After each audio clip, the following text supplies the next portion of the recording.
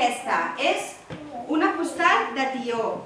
Per tant, haureu de pintar per una banda, haureu de pintar la cara del tió i després vosaltres us direu com s'ha d'enganxar, amb la sorpresa. Aquí té la manteta i quan s'aixeca hi ha els regalets a sota del tió, d'acord? Però això s'ha de fer, primer pintar el tió i després nosaltres us direm què s'enganxa abans de què, perquè si no ho enganxem bé...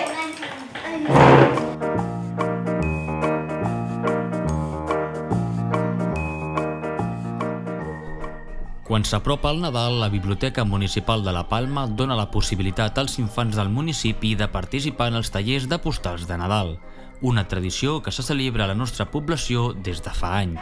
Noies, mireu sempre de repartir la decoració, que no quedi tot en una banda. El nom el poseu o bé al darrere, aquí en un raconet. Perquè la canalla participi en aquests tallers, cal inscriure prèviament el nen o nena, fins omplir les places vacants. Amb aquesta activitat, els pares i mares poden passar unes hores tranquils sense la preocupació d'haver d'estar vigilant els seus petits.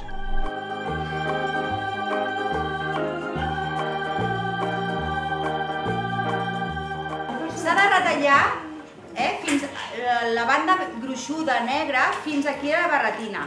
Llavors, ho veieu, no? A l'hora d'enganxar heu de posar la pega per aquí, però a la barretina no li poseu.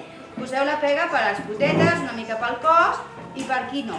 I així enganxarem, perquè així podrem aixecar la barretina per posar-li la manta. Els primers a participar van ser els nens i nenes de primer i segon de primària. Ells van inaugurar els tallers de Nadal d'aquest any, el divendres 12 de desembre, omplint molt ràpidament les 20 places del taller. En aquest primer taller, la canalla va fer 2 postals, tot jugant amb coloraines, cartolines, tisores, cola i tela. Una primera postal de fons negre on van fer un arbre de Nadal amb peces de trencaclosques acolorides de color daurat. I una altra postal del tió, amb una manta enganxada al tronc sota la qual anaven ubicats els regals.